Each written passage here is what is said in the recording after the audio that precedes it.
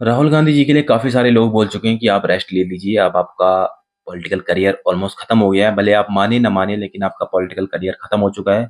अब आप जितनी जल्दी हो सके उतनी जल्दी पॉलिटिकल करियर से रिटायरमेंट ले लीजिए और कहीं आप फॉरेन कंट्री में जाके वहाँ पे आराम से अपनी जो बची हुई ज़िंदगी है उसको जिए, क्योंकि इंडियन पॉलिटिक्स आपके लिए नहीं बना हुआ है। लेकिन ये बात राहुल गांधी नहीं समझने की कोशिश कर रहे हैं। तो उनके लिए एक ऑप्शन है रिवाइव करने का, अपने आप को रिवाइव करने का। वो ये है, अपने आप को अगर उन्हें टेस्ट करना है कि कितने वो प्राइम मिनिस्टर कैंडिडेट के लिए कैपेबल हैं और कितनी उनकी कैपेबिलिटी जमीन लेवल पे, ग्राउंड लेवल पे जनता उनको एक्सेप्ट करती है, तो उनको सिंपली एक काम करना होगा कि वो जो वायनाड से, वो जो साउथ इंडिया की सीट, केरला की एक सीट है वायनाड, जहाँ पे मुस्लिम मेजोरिटी में है, क्रिश्चियन मेजोरिटी में रह रहे हैं, हिंदू वहाँ पे माइनॉरिटी में है, तो वहाँ उस सीट से वो फाइट कर रहे हैं और वहाँ से उनको जीतने की प्रोबेबिलिटी बहुत ज़्यादा है।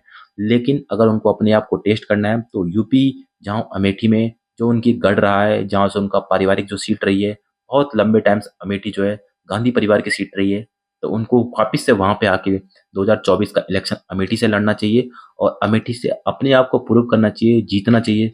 अगर वहां की जनता उनको वोट देती है, जिता देती है, तो इसका मतलब कहीं ना कहीं अभी भी ग्राउंड लेवल पे राहुल गांधी की एक्सेप्टेबिलिटी है। अगर वहां से वो हार जाते हैं, स्मृति ईरानी जो वहाँ की बीजेपी की स्ट्रॉन्ग कैंडिडेट है, 2019 में भी स्मृति ईरानी ने राहुल गांधी को हराया था, लेकिन अगर इस बार बीजेपी की जो कैंडिडेट है वो हार जाती है और राहुल गांधी जी जीत जाते हैं, तो इसका मतलब राहुल गांधी अभी भी पॉलिटिक्स में उनको रहना चाहिए। अगर राहुल गांधी वहां से हार जाते हैं तो इसका सिंपल मतलब है कि जनता राहुल गांधी को नहीं चाहती है। तो जनता जब राहुल गांधी को नहीं चाहती है और इलेक्शन यहाँ पे डेमोक्रेसी है, यहाँ पे जनता वोट देती है, तो जनता जब नहीं चाह रही है तो आप जबरदस्ती करके प्राइम मिनिस्टर नहीं बन सकते। आप जबरदस्ती करके अपनी पार्टी का नुकसान करेंगे, और जब कांग्रेस पार्टी का नुकसान होता है तो पूरे देश का नुकसान हो रहा है, क्योंकि पूरी की पूरी अपोजिशन खत्म हो रही है और उससे कहीं ना कहीं देश में जो बीजेपी गवर्नमेंट है वो स्ट्रांग होती जा रही है और अपोजिशन वीक होती जा रही है। तो आप अपना नुकसान नहीं कर रहे हो, आप अपनी पार्टी के साथ साथ अपने देश का भी नुकसान कर रहे हो। तो एज अ देशभक्त आपको यहाँ से छोड़ देना चाहिए और किसी कैपेबल पर्सन को, पूरी की पूरी गांधी परिवार को छोड़ देना चाहिए। किसी कैपेबल पर्सन को पूरी की पूरी कांग्रेस पार्टी हैंड ओवर करके वो उसको चलाए और डेमोक्रेटिकली चलाए। कांग्रेस पार्टी डेमोक्रेसी में बिलीव करती है। आज की डेट में इंडिया में डेमोक्रेसी जिंदा है तो कहीं ना कहीं उसका क्रेडिट मैं कांग्रेस पार्टी को ही देता हूँ। और देश में डेमोक्रेसी जिंदा है लेकिन कांग्रेस पार्टी में डेमोक्रेसी जिंदा नहीं है। ये बड़ी सोचने वाली बात है। तो अगर आपको कांग्रेस पार्टी की डेमोक्रेसी को जिंदा रखना है, कांग्रेस पार्टी को जिंदा रखना है लॉन्ग टर्म में, कांग्रेस 185 साल, ऑलमोस्ट 150 साल, 140 साल ऑलमोस्ट कांग्रेस पार्टी को हो सकते हैं, हो गए हैं।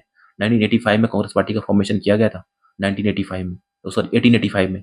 तो 1885 से ऑलमोस्ट आई थिंक 150 साल, 150 साल के आसपास कांग्रेस पार्टी को होने वाले हैं, 140 साल के आसपास।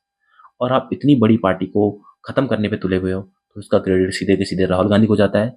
और अगर वो ऐसा नहीं चाहते हैं तो उनको अमेठी से चुनाव लड़ना चाहिए। अगर वो जीतते हैं तो उन्हें अगला चुनाव भी देखना चाहिए, उसके बाद वो रह सकते हैं। लेकिन अगर वहां से हारते हैं तो डेफिनेटली उनको पूरी की पूरी पार्टी को छोड़ के, किसी को हैंड ओवर करके कहीं भी चले जाए, लेकिन दोबारा से अपनी सकल मतलब पूरे के पूरे लोगों को आपको देखना नहीं चाहते तो आप दिखाए ना।